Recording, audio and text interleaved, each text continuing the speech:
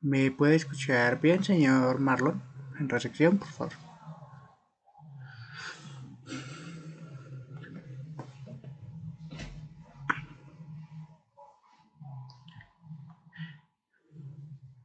Sí, señor, muchas gracias y como siempre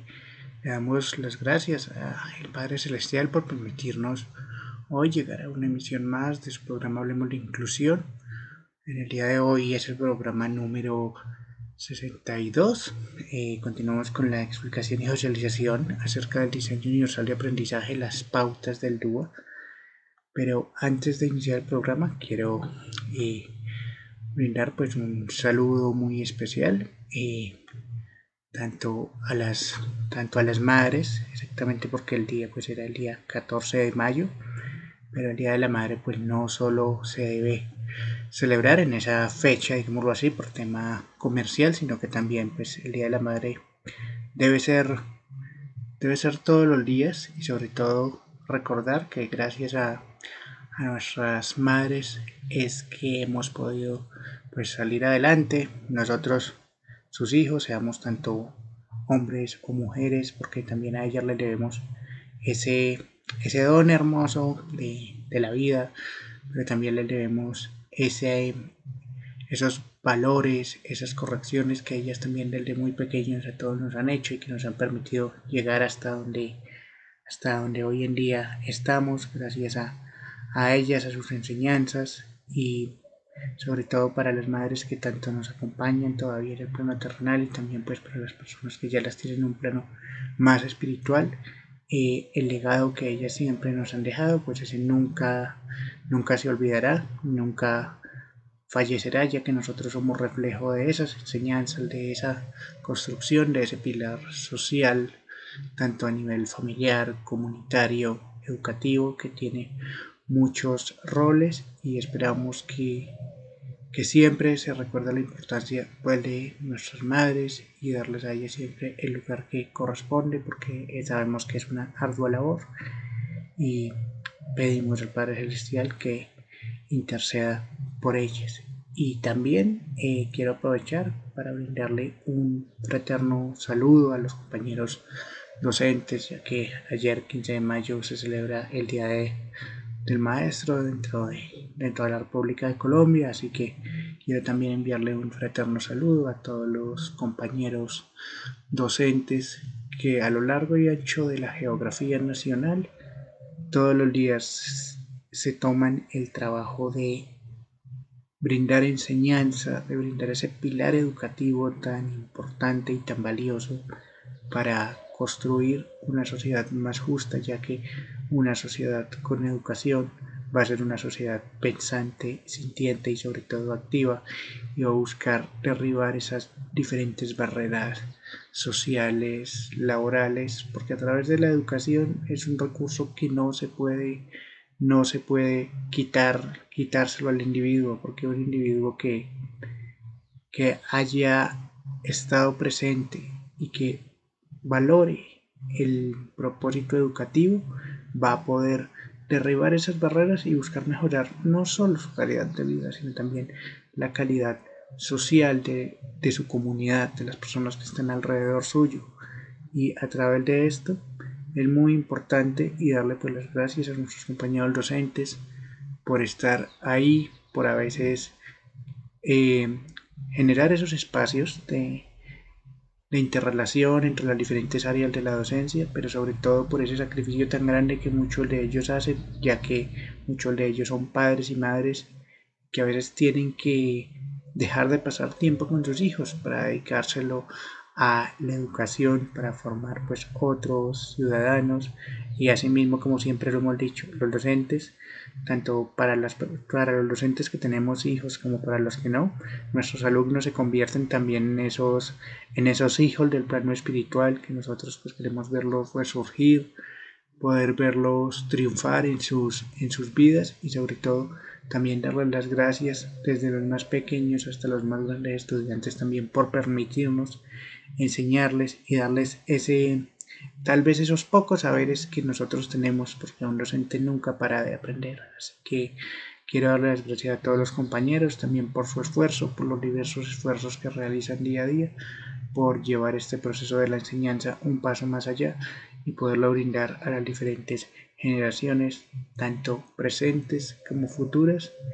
y agradeciéndoles como siempre a todos ustedes y también a nuestras madres, y que el Padre Celestial como siempre los bendiga y que nos dé muchos más años para poder seguir aprendiendo de ellos en sus diferentes labores. Así que sin otro preámbulo, doy inicio al programa correspondiente al día de hoy. Continuamos con la explicación y socialización del dúo. Permítame un momento para activar la presentación, activar la proyección.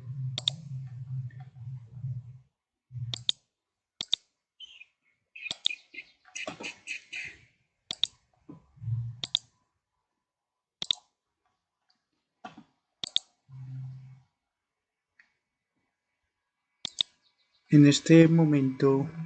bueno, ya estamos presentando pantalla. Señor Marlon, ¿me puede confirmar si ya puede ver mi pantalla, por favor?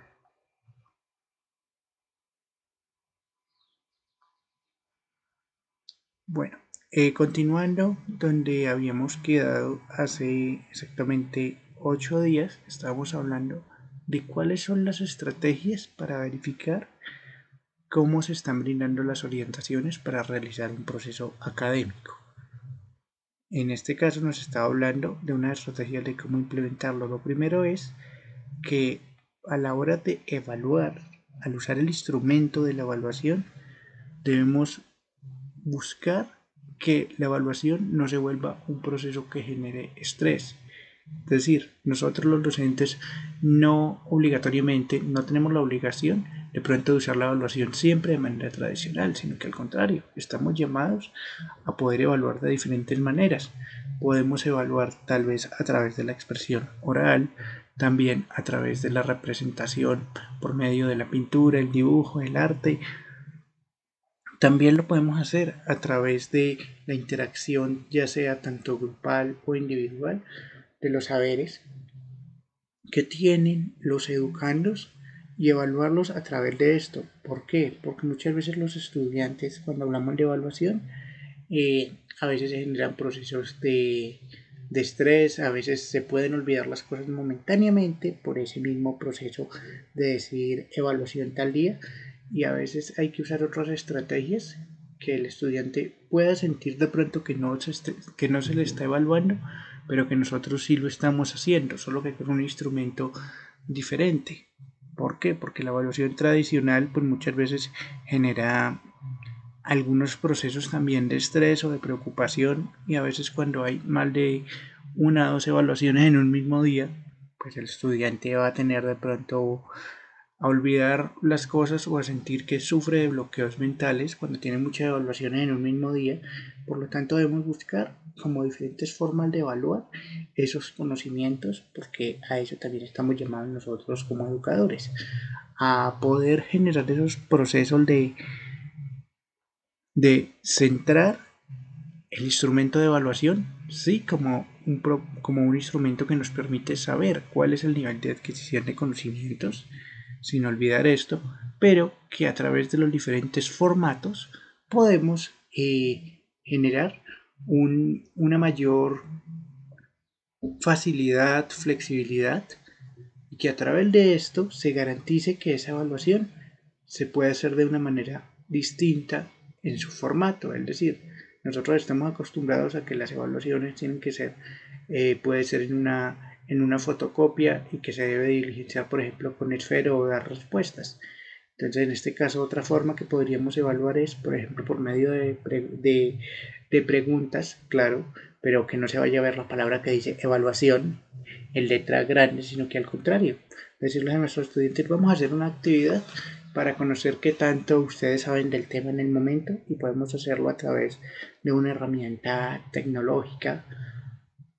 y a través de esta poder mediar o conocer cuál es el nivel de desempeño de cada estudiante, pero sin necesidad de decirle esa evaluación. Simplemente le puede decir que es un instrumento para conocer cuál es su nivel de conocimiento, porque esto también es importante, que cuando vayan que se busque y generar los canales para conocer cuántas evaluaciones los estudiantes pueden tener en un día. ¿Esto para qué? Para garantizar que que los procesos no se vayan a ver de pronto disminuidos, de pronto por una carga alta de estrés. Entonces lo primordial es de pronto que que si se van a aplicar evaluaciones, sí tienen que aplicarse para conocer cuál es el nivel de desempeño, cuáles son los criterios, cuál es la apropiación, pero que de pronto esta no se aplique en un mismo día, sino que se aplique de pronto en otro espacio diferente para que los estudiantes de pronto no tengan que estar tan estresados pensando, bueno, tengo una evaluación de lenguaje de español, tengo una evaluación de matemáticas, tengo una evaluación de inglés, sino que sería lo mejor sí hacer las evaluaciones, pero que no todas fueran para un mismo día, sino de pronto flexibilizarlas en el tema de tiempos y buscar también de pronto que no hayan tantas evaluaciones tan seguidas, pues para no generar procesos de estrés y para que haya una mejor atención y percepción de lo que se quiere dar a conocer o evaluar, pero con la diferencia que no necesitamos exclusivamente poner en letra grande algo que diga evaluación, sino que al contrario la evaluación la podemos hacer por diferentes formas, teniendo en cuenta la diversidad de cada alumno, y también podemos hacer una evaluación diferenciada para conocer cuánto es el nivel de aprendizaje de los educandos a través de diferentes insumos, para que con esto podamos conocer cómo también todos ellos pueden aprender de una manera dinámica, activa y diversa. Es importante que también se tenga en cuenta y que los estudiantes puedan desarrollar las habilidades o las competencias tanto para regular sus cargas emocionales o motivacionales, en este caso aprender a controlar o a regular las emociones, y a través de esto poder generar ese proceso de interacción con el entorno, tanto educativo pero también humanístico, ya que nosotros los seres humanos desarrollamos las habilidades de autocontrol emocional, pues muchas veces lo hacemos en nosotros mismos sin darnos cuenta, ya que esta regulación emocional la realizamos pues al interactuar con nuestro espacio, con nuestro medio, y por lo tanto se desarrollan unas habilidades, aunque no siempre todas las habilidades están perfectamente pulidas o desarrolladas. Entonces, el propósito de la educación también es a que se vea ese proceso, que se vea que las emociones sí influyen dentro de la academia, tanto en los estudiantes, pero también en el personal docente, y buscar estrategias para poder controlar o autorregular estas emociones, porque estas juegan un papel importante a la hora de poder aplicar los principios del diseño universal. Y teniendo en cuenta que el ser humano también es un ser emocional y que necesita también en algunos momentos como unos espacios también para poder realizar un análisis, ver una retrospectiva de cuáles han sido las características, cuáles han sido los retos que él ha afrontado, es importante conocer las emociones también pues para poder ayudar y brindar esta empatía y comprensión tanto de parte del docente hacia los estudiantes, pero también de los estudiantes hacia el docente, si en algún momento se ven algunas características de pronto de sobrecarga emocional, es decir, cuando tenemos tantas cosas, tantas cuestiones en nuestra vida diaria que a veces nos sobrecargamos de demasiadas emociones por temas laborales, familiares u otros, y que a veces necesitamos encontrar formas de poder expresar esto, canalizarlo, pero sin hacerle daño ni a nuestros estudiantes ni a nosotros mismos por tener esas emociones tal vez reprimidas. Así que esto es muy importante, que dentro del aprendizaje debemos ver las emociones tanto del lado del estudiante, pero también por parte del docente, para que si está generándose algún proceso sea fuera del aula, es decir, dentro de la familia, en la comunidad o en algún otro espacio, y que este nos afecte, buscar estrategias para que esta emoción o esta característica que nos está afectando pues no llegue a generar de pronto algunos inconvenientes en el aula para nosotros como docentes o como estudiantes, sino que al contrario, la autorregulación es importante porque cada ser humano tenemos esta característica y pues para lograrlo todos necesitamos establecer unos objetivos tanto personales y que sean pues lo más realistas posibles para poder fomentar pensamientos positivos de cómo lograr esta generación de expectativas y de creencias. Asimismo, deseo solicitarles un segundo que necesito conectar al equipo un momento a la energía y ya continuamos con la explicación. Permítame un momento, por favor.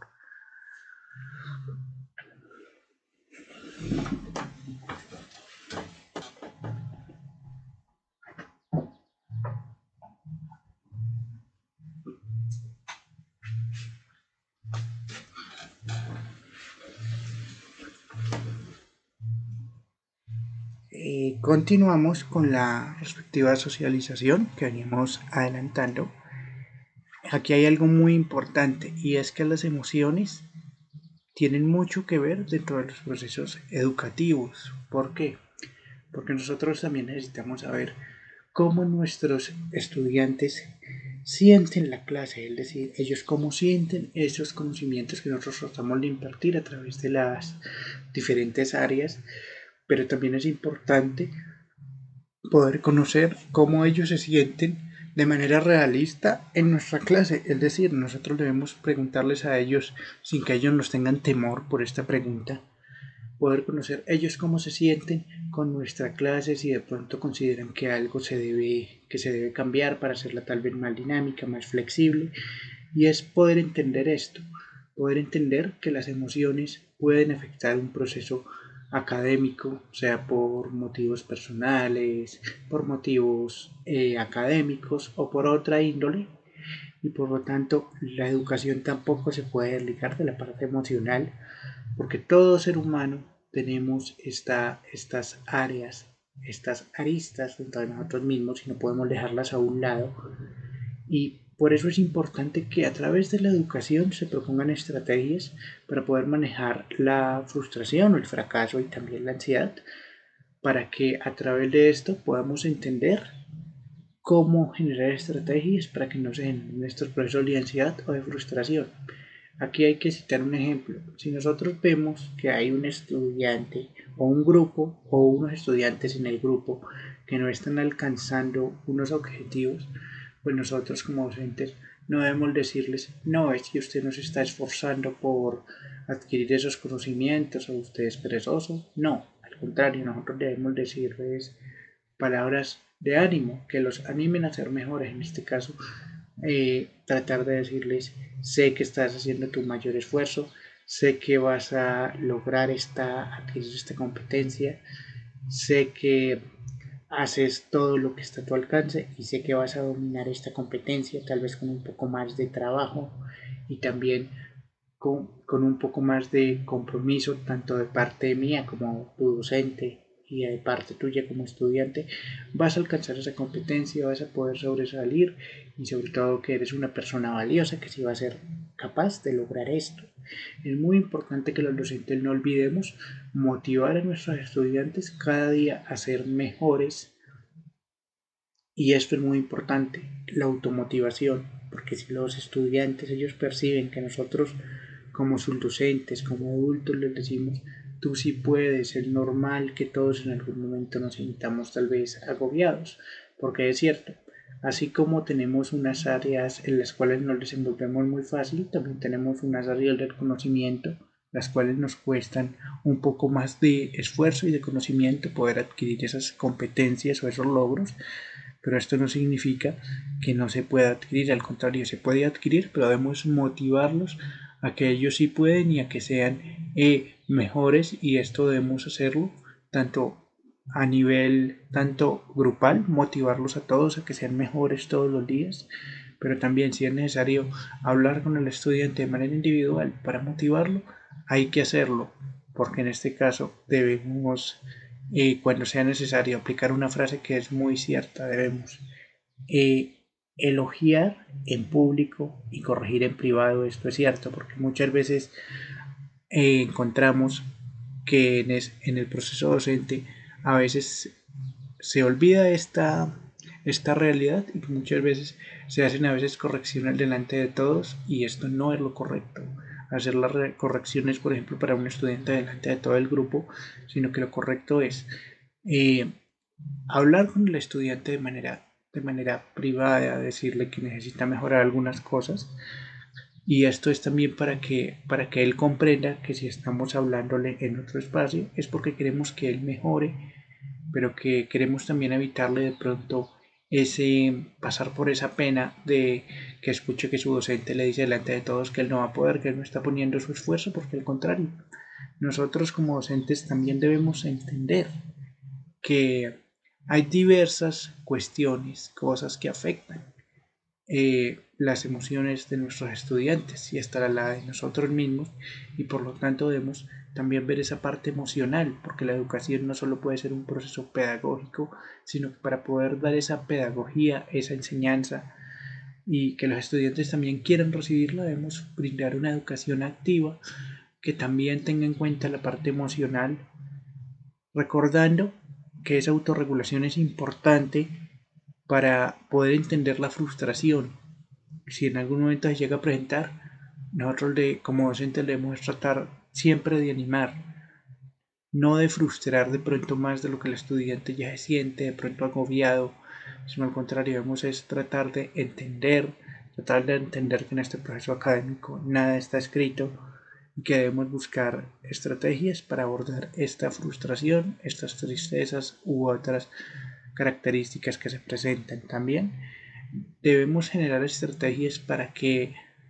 se pueda mejorar la concentración en las actividades que se realice y si encontramos que hay algunos distractores, buscar cómo minimizar estos distractores para generar ese proceso educativo. También es importante el generar procesos tanto de refuerzo como de autorreflexión. Estos procesos lo que buscan es mejorar las competencias de los estudiantes a través de espacios brindados para que se puedan adquirir de una manera más amena y mejor estas competencias. También debemos tener en cuenta que se puede proporcionar guías o mentores o apoyos que puedan ayudar a que el proceso sea más activo y que tenga en cuenta las fortalezas y también las debilidades de cada uno. En este caso, lo que nos habla es de que debemos buscar generar ese proceso de interacción también entre alumnos. En este caso, lo que podemos decir es, si nosotros como docentes encontramos, por ejemplo, que hay un estudiante que es muy bueno para la matemática y que de pronto hay varios compañeros que necesitan de pronto una explicación un poco más personal, también la podemos hacer a través del estudiantado, claro, sin olvidar que nosotros como docentes pues también tenemos que reforzar esto,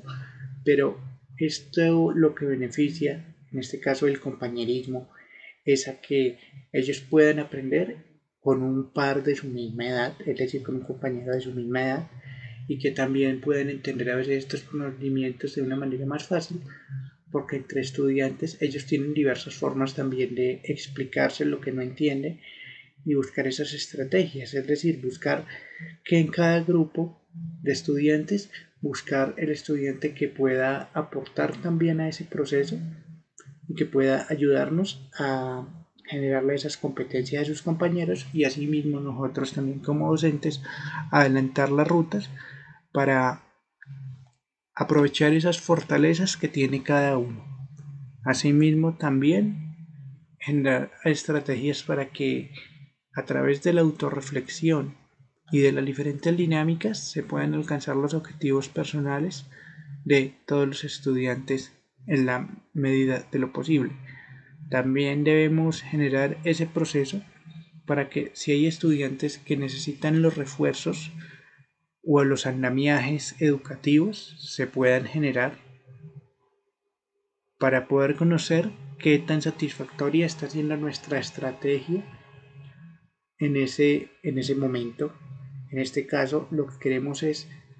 reducir o minimizar esas distracciones, pero también tener en cuenta esas emociones para que a través de diversas estrategias podamos generar esas estrategias pedagógicas adecuadas con las cuales podemos aplicar y generar estrategias de aula. ¿Por qué es importante ver el factor emocional? Porque el factor emocional siempre va a estar presente a lo largo de nuestra vida, no solo en los procesos educativos, también en los procesos sociales, familiares. Por lo tanto, debemos siempre tener en cuenta esta parte, porque las emociones tal es lo que nos hace diferenciarnos de las máquinas. Todos los seres humanos sentimos estas emociones y a veces necesitamos expresarlas de alguna manera. Es cierto que debemos aprender a autocontrolarlas, pero también debemos entender que en la educación nada está escrito en el proceso educativo y que nosotros como docentes debemos también dejar esa huella de entender a nuestros estudiantes cuando ellos se sientan frustrados, de tratar de entenderlos, también de recordar que nosotros pues ya pasamos por ese escenario y que sabemos que no todos los temas son fáciles, no todos tenemos las mismas habilidades para una determinada materia, sino que cada uno tenemos unas habilidades diferentes que nos hacen ser diversos a la vez. Cuando hablamos de esa diversidad es porque todos los seres humanos podemos sí compartir unos rasgos tal vez físicos, culturales, pero que internamente cada uno somos diferentes en nuestra forma, en cómo pensamos, en cómo actuamos, en cómo comprendemos el mundo. Así que lo ideal es que todos podamos ver los lazos de unión que tenemos como sociedad, como comunidades educativas y poder construir este proceso educativo que es tan importante. Y también algo importante es que los docentes debemos construir es sobre un ambiente de empatía, es decir, entender a nuestros estudiantes y buscar que ellos también nos entiendan a nosotros, usando vías y estrategias que permitan la sana convivencia. Es decir, es cierto que debemos educar, sí, enseñar disciplina y todo lo demás, pero en este caso no necesitamos utilizar tal vez estrategias tales como lo es que el docente que más grite para mantener el orden en el aula, o el docente que sea más estricto es el que va a enseñar mejor. No, porque con este proceso muchas veces los estudiantes van a sentirse en que ellos están en una constante presión y nosotros necesitamos ser lo más abiertos posible para que ellos confíen en nosotros, que si tienen alguna duda la puedan decir sin miedo a decir de pronto el profesor me va a llamar la atención, me va a decir que no puse cuidado. No, al contrario, debemos entender que en el proceso, tanto mental como físico, los estudiantes están empezando a formar sus emociones, esas pautas sociales, esas pautas de vida, y que es muy importante reforzarlas de manera positiva, es decir, darle valor, no quitarle valor. Entonces aquí debemos buscar esto para poder generar estrategias de apoyo, también buscar cómo generar habilidades para que las situaciones tanto conflictivas o delicadas se puedan manejar, poder también manejar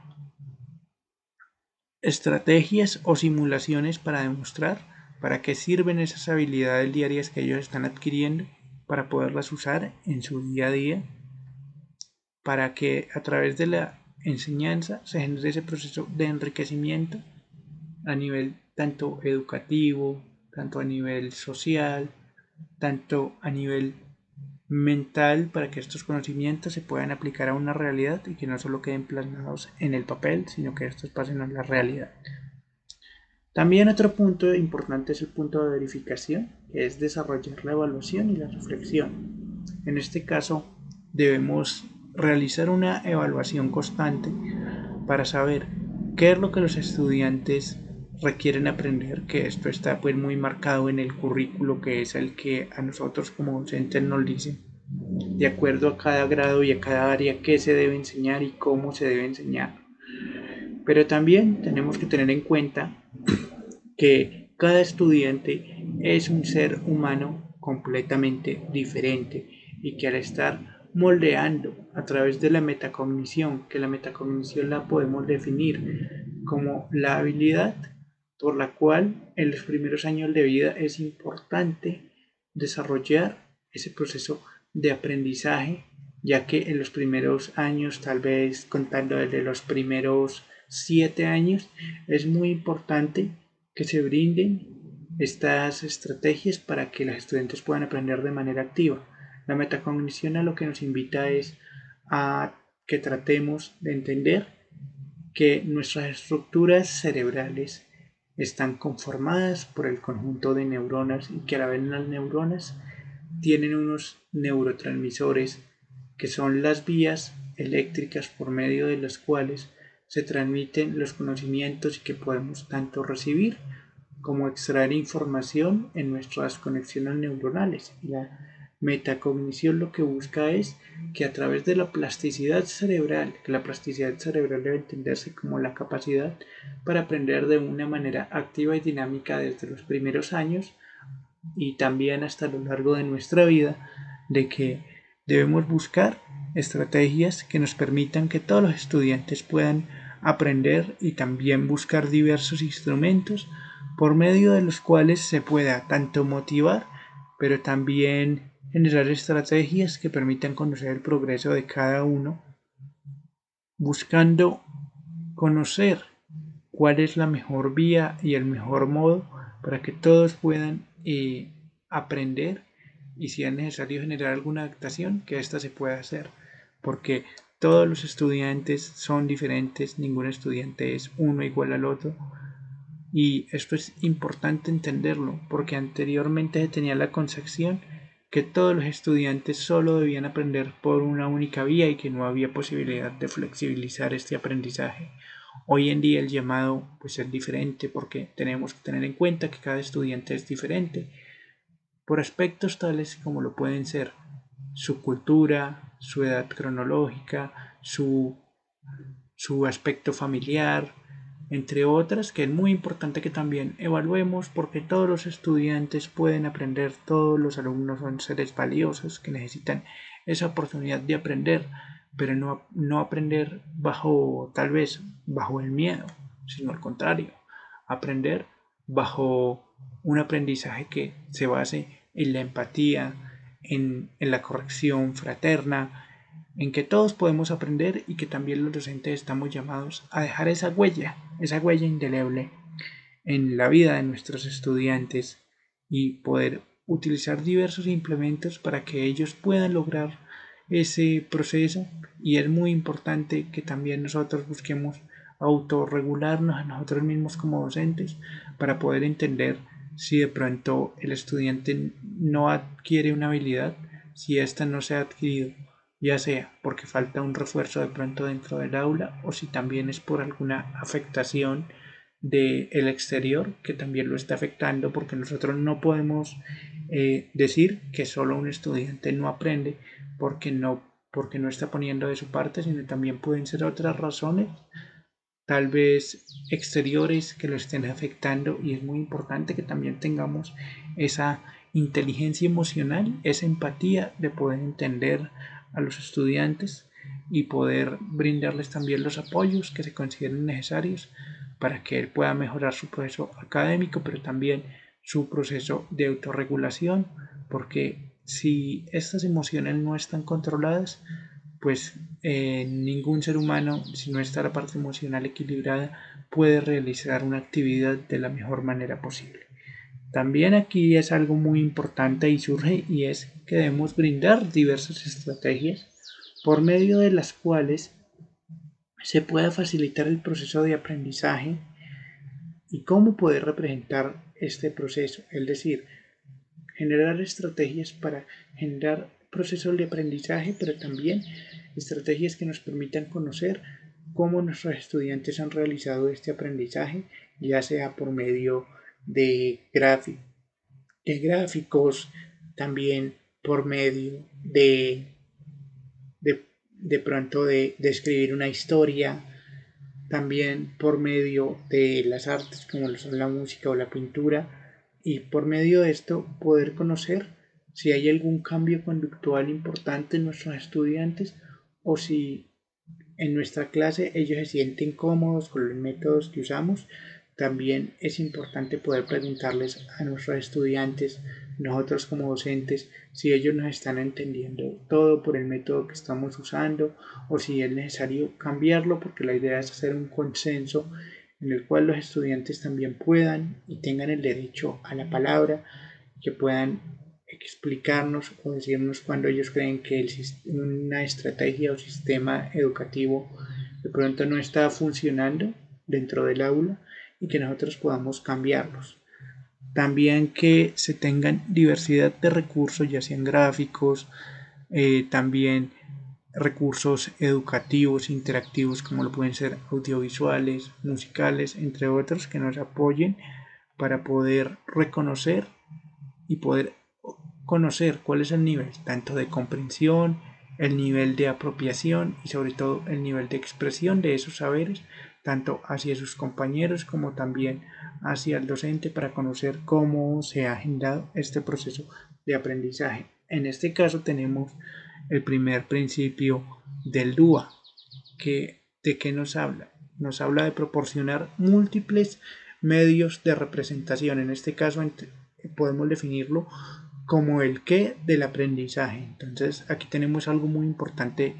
y se nos hace esa claridad de que todos los alumnos tienen diferentes formas y estrategias para comprender la información que se les presenta. En este caso, el DUA nos habla, por ejemplo, de aquellos estudiantes que presentan una discapacidad sensorial, ya sea en este caso sea ceguera o sordera o dificultades de aprendizaje, tal como lo es la dislexia. Entonces aquí debemos entender la discapacidad sensorial, como su mismo nombre lo dice. Pues conocemos que la ceguera es una condición por la cual la persona puede ir perdiendo su capacidad o su visión, puede irse reduciendo a lo largo de su vida o en un periodo de tiempo y puede ir perdiendo capacidad visual. Entonces la ceguera, tenemos ceguera parcial, ceguera, también tenemos ceguera intermedia o ceguera total. ¿Cuál es la diferencia? La ceguera parcial es que la persona pues sí tiene su visión, pero que tiene algún impedimento que no le permite tener una visión como nosotros diríamos 20-20 o 100-100, sino que al contrario va reduciéndose. Una ceguera intermedia es que se pueden distinguir algunas cosas, pero que tampoco se puede tener mucha claridad de pronto en lo que se ve. Y la ceguera total es cuando la persona pues ya no puede reconocer ningún objeto porque pues su capacidad visual ha sido reducida, se ha visto afectada y ya no puede reconocer objetos de manera visual, sino debe aprender a utilizar otros sentidos para reconocer objetos. Y como lo decíamos, y la sordera es la disminución o pérdida a nivel auditivo que tenemos tanto sordera, tanto a nivel parcial, que es cuando se va disminuyendo poco a poco el nivel de escucha a nivel auditivo. Tenemos la sordera intermedia, que es que la persona requiere que de pronto su interlocutor o la persona que le está hablando de pronto le hable muy cerca al oído para que él pueda entenderlo, para que él pueda percibir esto. También tenemos la sordera total, que es cuando la persona pues no puede oír nada debido a una condición o características y que muchas veces necesita de pronto el uso de audífonos o de otros implementos para poder volver a escuchar un poco a través de la sordera. Y a través de la ceguera pues tenemos también que la persona puede necesitar de pronto un bastón especializado o bastón de apoyo para poderse movilizar pues al tener esa pérdida visual. Y también aquí tenemos que tener en cuenta algo que es la sordoceguera, que es una condición. En este caso, esta no la podríamos definir tan directamente como una discapacidad, sino la definimos como una condición porque ella tiene su propia variable. Y lo que aquí nos quiere decir es que si hay una persona que a la vez tiene sus características, tanto de sordoceguera, como su mismo nombre nos lo dice, es una persona que tiene problemas en su parte visual y en su parte auditiva. Por lo tanto, se deben buscar estrategias para adquirir la información, porque esto es lo que se quiere realizar a través del aula. Cuando hablamos de inclusión, debemos tener en cuenta que la inclusión no solo es inclusión para personas diversamente hábiles o en situación de discapacidad, sino que tenemos diversidades de temas por los cuales hablamos de inclusión en los diferentes grupos sociales. Y cuando hablamos de dificultades de aprendizaje, tenemos el trastorno de aprendizaje tal como es la dislexia. ¿Qué es la dislexia? La dislexia lo podemos definir como un conjunto de características en las cuales el estudiante puede tener de pronto algunos signos de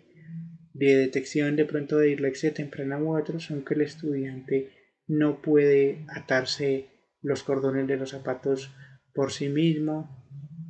que puede estar escribiendo tal vez a manera de espejo, es decir,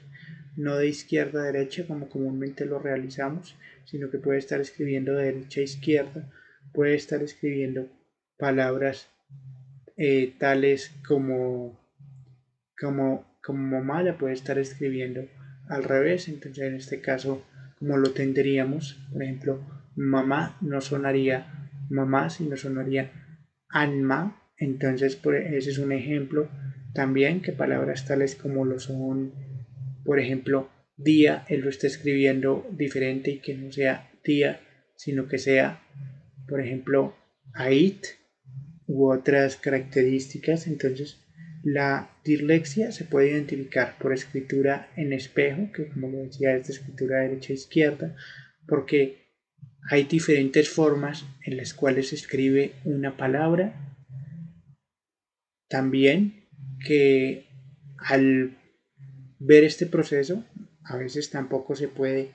no se tiene la capacidad de escribir ni tampoco de expresarse porque hay este trastorno, y la dislexia pues afecta tanto la parte de la comunicación, ya sea tanto escrita como oral en algunos aspectos, así que es importante tener estas características presentes, y si los padres ven que de pronto hay dificultades ya sean en materia lingüística u otras, puedan generar procesos para corregir la dislexia, porque la dislexia se genera no porque el estudiante no quiera hacer las cosas, no, sino la dislexia se genera por una alteración presente a nivel neurológico en la parte encargada del lenguaje a nivel cerebral, y por lo tanto esto, hasta que no sea corregida esta característica, hasta que no pueda ser tratada o atendida, pues no se va a corregir. Así que es importante que si se ve que se presentan estos signos de alarma, se debe recurrir pues a tanto informarle al docente de apoyo si la persona que se dio cuenta es el padre de familia, o si el docente se dio cuenta también debe informarle al padre de familia para que de manera conjunta se tomen las acciones pertinentes para poder abordar, por ejemplo, ese trastorno de aprendizaje como es la dislexia, porque si la dislexia no se corrige, pues no se van a poder adquirir otros conocimientos previos, ya que como todos sabemos, debemos tanto dominar unas habilidades psicomotrices o premotrices, como lo llamamos la grafomotricidad, que es generar trazos, aprender a hacer trazos finos, aprender a manejar el uso correcto del lápiz, del espacio, del renglón, entre otras. Y la dislexia es importante que si se detecta o que si se encuentra que de pronto el estudiante no puede escribir de manera correcta, o que confunde letras similares, o que en sus procesos matemáticos no los puede adelantar, es muy importante también tener en cuenta esto, porque si no hay la parte de escritura, pues tampoco puede haber la parte matemática. ¿Por qué? Porque antes de poder realizar la parte matemática, todos necesitamos aprender tanto a leer y a escribir correctamente, porque la matemática es un área que requiere entender las órdenes, para luego poder desarrollar dichos ejercicios. Entonces, una forma de manejar la dislexia puede ser repasando, por ejemplo, aspectos tales como lo son, si es necesario, las vocales, por ejemplo, trabajarlas en plastilina, trabajarlas también, por ejemplo, podría hacerse con algunos granos, por ejemplo, por ejemplo, con granos como lo son el maíz, lenteja u otras que el estudiante pueda ver, pero la plastilina es recomendable porque en este caso no solo se moldea la letra que se desea aprender, sino que también se genera ese proceso de aprendizaje, pues para poder abordar esta alteración.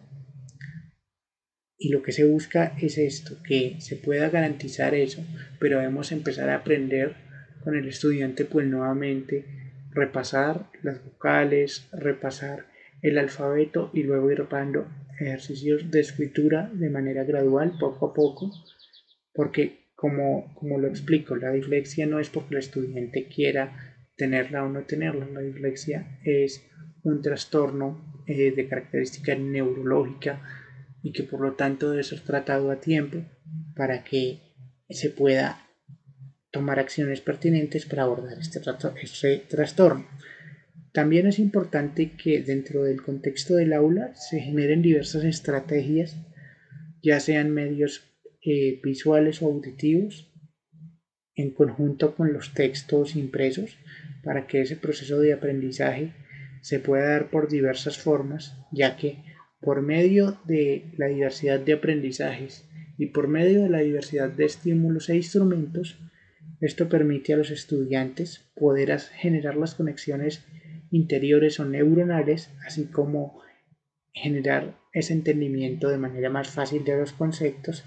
y por lo tanto podemos decir que no hay un único medio especial para representar la información para todos los estudiantes, ya que cada estudiante tiene unas características propias o una inteligencia múltiple, y por lo tanto debemos buscar que se genere esta adquisición de saberes por diversos medios para poder brindar el aprendizaje de todos, ya que las diversas formas de representación son muy importantes dentro del aula para garantizar el aprendizaje. La primera pauta nos habla de las diferentes opciones de percepción, es decir, cómo podemos nosotros aprender o adquirir una diversa habilidad. Es muy importante que en el proceso de aprendizaje o proceso educativo, el estudiante, si se puede, si se encuentra de pronto tal vez que no hay una comprensión clara de la información o que le causa alguna dificultad al estudiante para aprenderla, se debe buscar que la información se presente en diversos formatos para lo cual se pueda realizar esta misma adaptación de la información. En este ejemplo, si nosotros tenemos un estudiante que de pronto tiene dificultades para iniciar el proceso de lectura, porque ahora los procesos tanto de lectura y escritura pues ya van, cada uno va por separado. Entonces, por ejemplo, al hablar de el inicio de la lectura, si vemos que el material impreso no es suficiente para el estudiante, que de pronto no puede leer de pronto en ese libro de enseñanza de lectura, pero que si nosotros vemos que el estudiante se interesa más de pronto por querer aprender, un ejemplo, a través, por ejemplo, de videos, va adquiriendo vocabulario, se debe hacer este proceso para ir garantizando el derribo de esas barreras de aprendizaje, que es muy importante. Cuando hablamos de barreras de aprendizaje son, como su mismo nombre lo dice, situaciones o características que impiden que el estudiante pueda aprender, y aquí lo que se busca es derribar estas barreras para que a través de diversas formas de representación de la información se pueda aprender en los diferentes espacios, no solo con los estudiantes que tengan alguna condición de discapacidad sea diagnosticada o que esté en estudio, sino también para todos los estudiantes que no tengan ninguna condición de discapacidad, pero que también requieran estos apoyos. Es importante que se brinden estos espacios. También es muy relevante e importante que se generan espacios por medio de los cuales los estudiantes puedan usar sus sentidos, como lo sabemos, la vista, el tacto, el oído, el olfato, y también la parte táctil por medio de nuestras manos, el tacto y el gusto, que también es importante, cuando sea necesario, para garantizar que estos procesos se generen de manera clara y correcta. Y el DUA no solo está dirigido para los primeros grados de la enseñanza, sino que está dirigido para los diversos grados de la educación, y lo que buscamos aquí es que también se genere unos formatos específicos en los cuales el estudiante pueda darnos a conocer lo que él sabe y cómo poder generar estos procesos para que él pueda darnos a conocer esa información. Porque como nosotros sabemos, el proceso educativo no es solo adquirir información, sino también es saberla dar y representar a otras personas o a nuestro mismo grupo de compañeros. Entonces, por eso es importante que se pueda generar esos procesos. También es importante tener en cuenta que al tener diversos medios de representación no significa que la información vaya a ser accesible o fácil para todos, sino que lo que también se busca es que si hay estudiantes con alguna condición de discapacidad que requieran algunas adaptaciones, ya sean sensoriales, auditivas u otras, se puedan generar estos procesos que busquen que todos los estudiantes puedan aprender unos de otros con el propósito de garantizar esa educación para todos que derribe barreras y asimismo que pueda lograrse en unos objetivos de aprendizaje común. Tenemos que el punto de verificación, en este caso como una lista de chequeo, es ofrecer las diversas opciones que permitan la personalización en la representación de la información. En este caso, nos habla de que el material impreso la información es fija y permanente, es decir, que la información que por ejemplo esté contenida en un libro escrito pues va a ser exactamente la misma y nunca va a cambiar. Entonces aquí lo que nos dice es que si usamos materiales digitales debemos buscar adaptarlos y diseñarlos para que la información sea lo más concreta posible y adaptable a las diferentes necesidades de los estudiantes, y que por medio también de los diversos medios de representación de la información pueda darse estrategias que permitan ajustarse a cada una de las diferentes necesidades de los estudiantes, y que también por medio de esto se garantice ese aprendizaje activo en materia educativa que garantice que estos materiales, tanto digitales u otro tipo de material de apoyo, sean accesibles para todos y que todos los estudiantes puedan trabajar de la mejor manera posible a través de estos materiales de aprendizaje. Antes de despedirnos, quiero dar una información muy importante, y es que actualmente se encuentran abiertas las inscripciones para las personas interesadas en procesos de educación superior. En este caso, hay oferta inclusiva a través de la administración municipal en conjunto con el Comité de Discapacidad Municipal. Se consiguió la generación de cupos para las personas con discapacidad que hayan culminado todo su proceso educativo, es decir, hasta grado 11, que actualmente deseen ingresar a la universidad. La administración municipal está brindando un subsidio educativo por alrededor de 1 millón de pesos. Entonces, lo ideal es que las personas con discapacidad del municipio de Huasca que deseen tomar este subsidio, esta ayuda para que puedan iniciar su proceso de educación superior, lo puedan hacer. Asimismo, también es importante tener en cuenta que los requisitos son,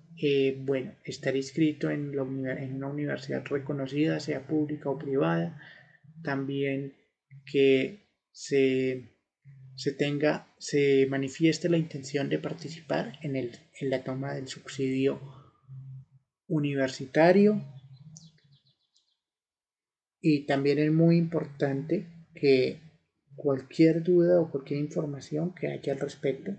se pueden comunicar a la Oficina de Desarrollo Social del municipio de Huasca. El número de la Oficina de Desarrollo Social es el número 301-521-7765. Vuelvo a repetir el número de la Oficina de Desarrollo Social del municipio de Huasca. El número es el 301-521-7765. En este número podrán consultar los requisitos y las inscripciones para conocer hasta qué fecha está abierta esta inscripción para que puedan tomar esta posibilidad educativa. Asimismo, también para las personas que estén interesadas en tomar el respectivo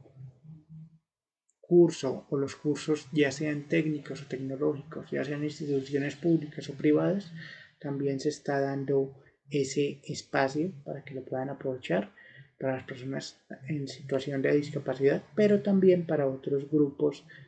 sociales como lo son víctimas de conflicto armado, madres cabeza de hogar, entre otros grupos poblacionales.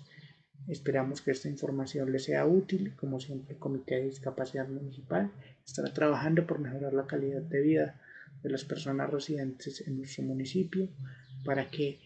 más allá de ver las limitantes que cada persona tenemos por una determinada condición, que podamos darle a conocer al mundo cuáles son nuestras capacidades y que por medio de nuestras capacidades poder abrir esas ventanas al mundo de empoderamiento, del que sí se puede y sobre todo de que todos debemos buscar apoyar estos procesos sociales como actores activos de la sociedad. Y también por último deseo agregar mi número de contacto y correo para las personas que estén interesadas en contactar conmigo fuera de micrófonos. Mi número telefónico es el 350-453-2273. Vuelvo a repetir el número 350-453-2273. Por este número pueden comunicar ya sea por medio de llamada o vía WhatsApp. Y así mismo también les recuerdo el correo. En este caso hay dos correos de contacto. Pueden escribir a cualquiera de los dos, que el primero es hablemos de inclusión. Esa inclusión es con S y con C, huasca2022@gmail.com. Vuelvo a repetir el correo, es hablemos de inclusión huasca2022@gmail.com. Y al correo que también se pueden comunicar, el correo personal es Hamilton con H, Gantiva con V @gmail.com. Estos son los canales de contacto para las personas interesadas en contactar conmigo. Asimismo, les agradezco a todos su escucha y permanencia en el programa Hablemos de Inclusión, y como siempre les agradezco a todos nuestros oyentes de los diferentes sectores productivos de nuestro municipio que nos acompañan a lo largo y ancho de esta transmisión. Entonces, muchas gracias a todos, y sin otro preámbulo me despido deseándoles un excelente resto de día, agradeciéndole a nuestro Padre Celestial, también a el alcalde municipal, Omar Javier Cifuentes Romero, por la sesión como siempre de este espacio, a la secretaria de gobierno Julie Ramírez, y también a quien nos acompaña en el máster, señor Marlon Cárdenas, y a toda nuestra comunidad de radio escucha del programa Hablemos de Inclusión. Como siempre, un placer estar con ustedes, y nos vemos dentro de 8 días para continuar con la socialización de esta respectivo diseño universal para el aprendizaje del vida. Muchas gracias a todos y un excelente resto de día. Quien les ha hablado, su amigo y representante de discapacidad, Hamilton Jesús Gantiva Rodríguez, desde el municipio de Huasca, Cundinamarca,